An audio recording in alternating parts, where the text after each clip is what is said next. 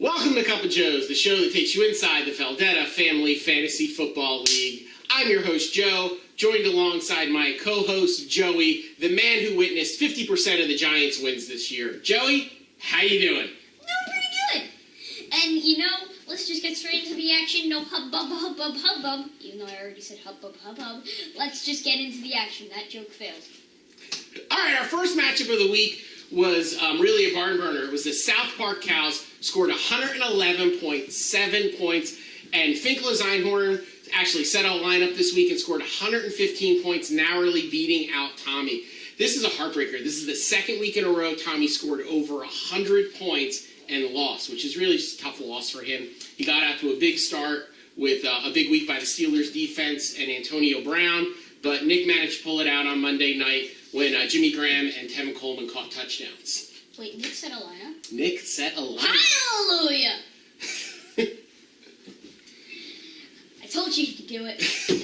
He did, and he won. So Nick is out of playoff contention, but still manages to maintain the integrity of the league by setting a lineup. Tommy's playoff window is ever slimming now, really on the back of two back-to-back really tough losses for him. So let's look on to the next game. This was a battle of Tom's Punishers against Katie's Killer Kittens.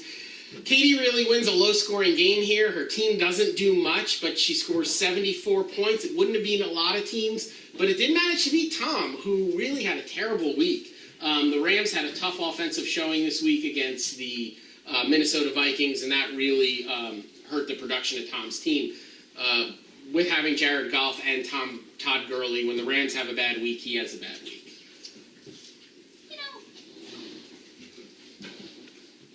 If I had the phone with us right now, I would definitely call the Pope again. Because this is just another side of the apocalypse. Because if you haven't built a bomb shelter yet, you might want to start thinking about it. Hey, we both picked Mom to win this week. Katie to win this week. We did. We did both pick it.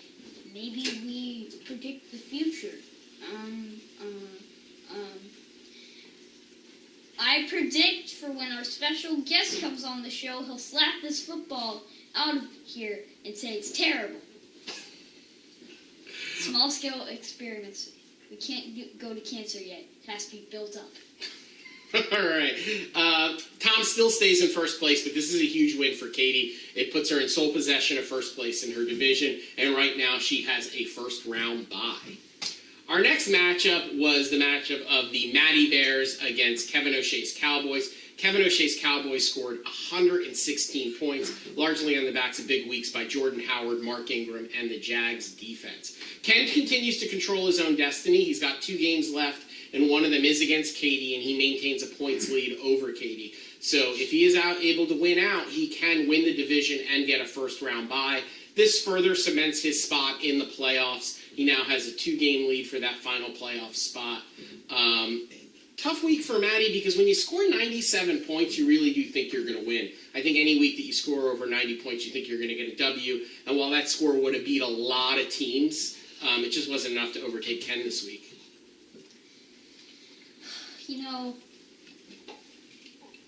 I don't know. Please tell me. Well, Kenny texted me not so long ago. It was before last week's show, and he said, "Thanks for the pep talk last show." I was like, "No problem." But that pep talk did not come out of wanting views from people and wanting recognition. It came out of cold hard statistics. Numbers don't lie, and Joey's the best numbers man in the business. So I think it's safe to say that the turnaround for Ken's team largely has to do with Joey and his pep talk. And our next matchup, this was my team, the Raccoon City Stars. Good thing you put in those points because... Fractional points pulled it out for me. Yeah. As I, your league's Dragon Slayer, did exactly what I predicted to do. I beat the mighty champion by the narrowest of margins, but I slayed the dragon, emerging victorious. That was like 2 months ago. She became from the predominant team to you can beat her. She's pretty difficult, but you can beat her. There are no time frames on my predictions. I said that I would slay the dragon, and 2 months later, I have done so. Okay, Dragon Slayer, beat Tom. Also, nifty lightsaber. Thank you. I don't think you had that last time. Did you? I did. No, I did. It's all about consistency, Joseph. No, you didn't. I care. You didn't. I do. You didn't. I bet you $10. Let's check it. In our final matchup of the week, even though Judy's reigning men had 3 players that got her 0 points, she still got enough out of Drew Brees, LaShawn McCoy, and Brandon Cooks to beat the captain and the kids. And I'm sorry, Joseph, hand you yet another loss. This moves you into the cellar in the Feldetta Family Fantasy Football League. What happened this week? First off, I'd like to say that I'm fine with being in the cellar, because that's where all the video game systems are, as is our basement. And number 2, I was kind of stupid this week, because I was going to the Giants game, so I decided to play Eli Manning, compared to Matt Ryan, who got 17 points this week, and Eli got 8. Yeah, those 9 points really would have helped you lose by less. I mean, even then, I don't think I played very well. But I also think she had a very good week, if you look at everything on her lineup. Yeah, the 6 of 9 players that she had in all played really well. Yeah, they all played really well, except for Minnesota's defense. They didn't even get 10 points. You just kind of... Let's move on. All right, so our standings after 11 weeks are as follows. In the Western Division, which we like to refer to as the Division of Champions, plus Nick, as Tom in first place, still holding on to that first round bye with a 9-2 record. I've moved into second place at 8-3. Hannah is in third place. She is currently 6-5.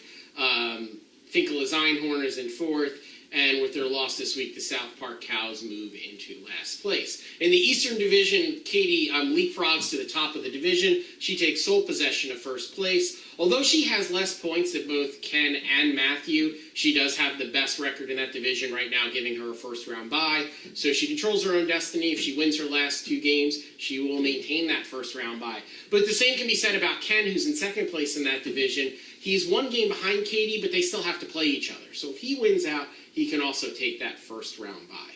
Matthew takes a step back this week. He's in third place in that division. Judy's Guardians of the Galaxy, which are really her reigning men, are in fourth.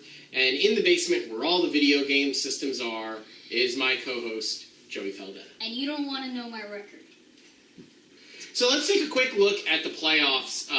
Right now, the Punishers, the Kittens, and the Stars have all locked up at least a wild card spot. Division is still in play, so while the Punishers and the Kittens are in first place, they haven't quite wrapped up the division yet. Our final 3 teams, the Kevin O'Shea Cowboys, Luck Be to Brady Tonight, and the Maddington Matty Bears, all have identical records. They each need to win 1 more game to lock up a playoff spot. So last week we brought you an interview with League Co-Commissioner Ken Feldetta and a team who's on a roll, and this week we're proud to bring on set with us this week, live and in person here in the studio, Matthew Feldetta, owner of the Maddington Matty Bears. Matty, bring your cup on down to the Joes. It's good to see you. Matthew, welcome to the show. Thank you. Very happy to be here. Well, we're glad to have you on the show, and we want to talk to you about how your Matty Bears are doing this year. You score a lot of points each week, but you've had some tough losses. You know, I like to go out there every day, and I like to look at my guys, and I like to tell them, you know what, we're going to do the best we can today. And, you know, last week, you know, sitting the heart, one of the heart and souls of the Matty Bear team, and a real staple of my picks throughout the years is Delaney Walker. Sat him this week because I was confident that Jason Witten would catch at least a touchdown. 7 yards really wasn't enough to do it. And Stephon Diggs is showing out not to be the number 1 wide receiver in Minnesota that I thought. Adam Thielen really taking up a real predominant role there. You know, all things that led to that loss. You know, Maddie, you brought us some insight on Between Two Times a couple weeks ago where you had said that Dak Prescott, you expected to take a real step back with the suspension of Ezekiel Elliott. And that's exactly what Dak Prescott has done. He really has taken a step back the past 2 weeks, which has really hurt Hannah's team. Are you concerned having some pieces of the Dallas offense with guys like Jason Witten? Are they players that you're thinking about moving to your bench? Of course. I think some players that I'm thinking about moving to my bench are definitely Jason Witten. I think J.J. also is beginning to take a step down into that last bench spot or that last bench slot, or even a flex position. Not really a solid RB1 these coming weeks for me. So as you're looking at a pretty solid position for a wild card spot, when you look at that first round of the playoffs, you know, between Ken and Hannah and who's the other team, Joey? It's me. Between Ken, Hannah, and me, who do you think you'd like to play in the first round of the playoffs? I wouldn't like to play Ken. I think Ken's on a high right now, and anytime that the big three can really take a win, I'm really supportive of that. So whether it's me, Ken, or Tom, one of the big three really get a win, I'm really supportive of that. So that's why this loss this week, although it was a little crushing to the first round that I had, I'm ultimately okay with it. I think it was between you, Ken, Hannah, and who That's it. Just the three of us. One of us has got to play it. I think I'll call it the champion. I would like to see Hannah in the first round. You know, I've been to those games. You know, she's pretty new to the league. Although she's been in that game, she's taken it. I think my tried and true formula to the playoffs is really going to help me if we face each other. And I understand that about rooting for your brother. I know that I've let my older brother win a couple games this year because, you know, as a younger brother, you kind of feel bad for them because they are so much older than you, and you just and you let them win. Uncle Tom just sort of. He let them win. He kind of scooches you. He really he used to scooch you a lot. I remember. I think this was with Galoo, but it still stands. You made a movie, and he didn't want to die in the movie. That is the unreleased Raiders of the Lost Ark home film that me and my brothers made in our youth. I'm sure somewhere my mom still has that on video. But let's move on from there. It's terrible. Matthew, since we have you on set today, you want to stick around and pick some games with us? Oh, I'd love to pick games. All right, so let's take a look at some of our matchups for this week. Well, just to review, Joe, you had another killer week. You were 3-2. You again move another game over 500. You are 29-16, 13 games over 500. You are a football picking machine. I am. You beat him in the score in every week scores, but in the pick'ems, he's beating you. Little guy is taking on Big Joe, just knocking him down.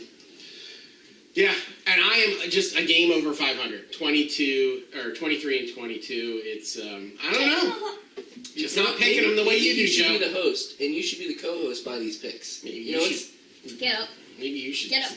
Get up. Just go back to your own show. Get up. All right, let's pick some games. All right, in our first matchup this week, I got the 3-8 South Park Cows against the 8-3 Raccoon City Stars. I really like Tommy's team. I just think that he's had some tough losses the past couple weeks. Kirk Cousins has played really well for him. He's got some decent running backs. Antonio Brown and Des Bryant are really solid at wide receiver. I feel like I've won a couple really close games, and that luck can't kind of hold out, and I think Tommy's lost a lot of really close games. So I think the pendulum swings in another direction this week, and I think Tommy beats my team. I think you're going to win because I feel like it's time for Tommy to change his name. I feel like he picked a good name, it lasted him for a little. I think now is the time to pick something. He's actually 3-3 as the South Park Cows. Yeah, he's 3-3, which is an even record. An even record this late in the season isn't very good. I think a change of name, maybe to Kenny Sweatshirts or something, would work. Kenny's Sweatshirts. All right, Maddie, what do you think of this one? I'm gonna go with you. You know, Tom does have some good matchups with Kirk Cousins against the Giants, and although the Giants did pick up the W this week, Woo! that I don't think that defensive kind of stand that is going to continue. I think Christian McCaffrey has a good matchup against the Jets. You know, I think there's some of his key players that you expect to play really well, but I also see some upsets happening along those lines, giving the Raccoons kind of the upper hand here. So I think the Cows are going to take going to take the L. All right, well, for still the Cows, we'll see what they look like next week. So our next game is the Punishers against Luck Beat a Brady tonight.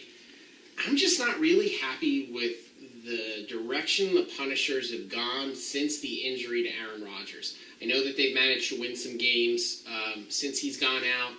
Jared Goff has played really, really well, but I just think he's got too much wrapped up in the Rams, and I'm not comfortable with their week in and week out production. Hannah has some issues at quarterback, still starting Dak Prescott, but I think if she addresses that issue over the waiver wire, top to bottom, that team is still really strong with those running backs and those wide receivers, and with the best tight end in football, Rob Gronkowski. So I'm going to take Hannah to beat the Punishers. Joey, what do you think? I think we can all remember back week 4. We were all wondering for this game. We were all hoping for this game, and now it's kind of underwhelming. I mean, you either pick one or you pick another. Statistics would say Tom, but player production would say Hannah. And I just don't know. I know one week I flipped a coin. Mm-hmm. I don't have a coin in the vicinity, so I'm going to flip a phone. Alright. I'm picking Hannah. All right. Matthew, who do you like in this one? I'm going with the Punishers. I think Luck beat a Brady tonight. Really, those holes that she has at the quarterback position are really going to hurt her. I mean, the Chargers have played relatively well defensively, and I think Dak Prescott's going to continue to have that trend of struggling without Ezekiel Elliott and without being able to throw that kind of deep ball to get Dez involved in the offense and all those other weapons that the Dallas Cowboys do have. I think Dad having those key players in the Rams is actually going to help him. You know, they're versing New Orleans, who is a team that is on the upswing with their defense, but not in the top half of the defenses in the league. And I think with the explosiveness of that offense, I think Jared Goff's going to have a big game. I think Todd Gurley's going to have also a big game. And I think that just up and down, you know, the Punishers have shown that they can win these kinds of games. That's why he's the Phoenix himself. That is why he's come from the ashes of last place to a 2-time champion. I'm gonna go with the former champion, my Former father. two-time champion. Former Yeah. 2-time champion. I'm going with the Punishers. Yeah, the only team ever to repeat as champion. So, all right, we'll move forward to Katie's Killer Kittens at 7-4 against Judy's Guardians of the Galaxy. I mean, Judy was lucky to win this week. What can you even say? I mean, you could say set a lineup. You could say change your logo. You could say all of these things. But I'll just say that with 3 players in her lineup who are currently not playing, I'm going to take the Kittens to win. I think the Kittens have some issues. I think that it might be time for them to look at their quarterback as well. Alex Smith just does not have the production that he once had, but I still think there's enough with those running backs and those wide receivers to beat Judy's team and, you know, hopefully continue to win as they're waiting for Greg Olsen to get back. Alright. I have 3 reasons. No, 4. Make that 4. Why Judy is going to lose. Reason number 1. I like to sleep in my own bed. Reason number 2. If they win, I can make cat and nuke jokes. And I really want to make it cat and nuke jokes. Reason number 3. Katie's a better team. Reason number 4. She probably won't set a lineup. Judy. All right, Maddie. 4. That team is not Judy quality. It's not a Judy quality team. I'm going to go with Katie. I think Kareem Hunt's going to have a big day against Buffalo, which is a struggling team these days. I think Alex Smith's going to have a big game. I think just overall her team has very good matchups this week. And I think Judy, with although LaShawn McCoy and Golden Tate and those kind of key guys are going to have big performances, I don't think that they're going to be able to match up to the matchups that Katie has this week. Yeah, especially Kansas City coming off that loss. You have to think that they're hopefully going to respond in a big way this week. Play with a little chip on their shoulder. So the streaking Kevin O'Shea Cowboys at 6-5 against the captain and the kids at 2-9. I am picking Joey to win. You. Just kidding. I'm picking Ken. Your team's garbage. Hot garbage, not just garbage. Warm garbage. It is a dumpster fire. Dumpster fire. Really. Smelly and bad.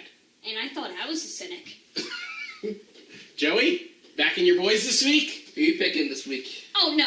No, Ken's gonna win. Let's just move on. I don't need to even list the reasons this time. I don't even need you to really go into it like this. I just need to say my team versus their team and give you my record. My record is on par with the New York Giants 2017. Not even 86, 2017. Matthew, who do you like in this one? I'm going to go with one of the big three. I'm going to go with Kevin O'Shea Cowboys. I think they're going to do well. I think they're going to perform like they always do. Hey, a 3. I think that means we win something. Final matchup of the week, the Maddington Matty Bears against Finkel is Einhorn. I know that Nick had a big week this week, but he really did hit a lot of things right.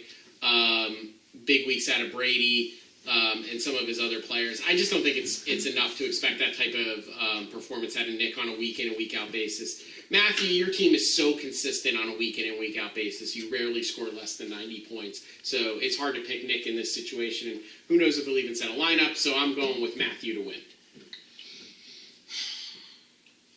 You just said that because he's right in front of you. Again, he's bigger than me. Only a little bit. So. I'm gonna pick Maddie for totally not those reasons. Thanks, buddy. You're I welcome. appreciate that one. You're welcome, friend. Maddie, who are you picking? I'm going to pick myself. I think the high that Finkel's Einhorn has been on has really been backed by Tevin Coleman's large performances throughout the weeks, and I think Devontae Freeman now coming back off of that concussion protocol is really going to take away from that production. And I think a lot of his team is kind of benefiting off the downfall of my team, you know, with his running back one with Tevin Coleman and, you know, a couple other guys. I think that Devontae Freeman's going to have a big week. I think Russell Wilson's going to continue to play his Russell Wilson game. And I think although Jay Ajayi is going to drop down into my bench or my flex, look out on the waiver wire because I got some moves going on right now. And I think it's really going to turn out in a big way. And I think that pep talk next week or this coming week to the Matty Bears are really going to rally us to clinch up that playoff spot. It helps that Thanksgiving dinner sit a little bit better once you wrap up that playoff spot. So, we are now on... Before we get to the GD quality moment of the week, it's time to see if my predictions were correct. What do you think of this football? You know, Joey? I think it's a terrible ball. Terrible. Yahoo! Now I want to cure cancer. Will that work? No, let's play the lotto first. Oh, yeah. I want $1 billion. This week's Judy Quality Award winner is none other than Katie's Killer Kittens. She didn't score a lot of points, but with her win this week against the previously one-loss Punishers, she has wrapped up, or she has moved into sole possession of first place and currently has a first-round bye. Congratulations, Katie. You are our Judy Quality Award winner of the week. I'm not going to, you know, I applaud you, Katie, for your production this week. But I just want to say that this show is 100% Katie positive. Hey, Moving on, 100% Katie positive. I'm not saying anything negative. For Joe, I'm sorry, I'm Joe. This is Joey. For Matthew. Have a great weekend, everyone. Happy Thanksgiving.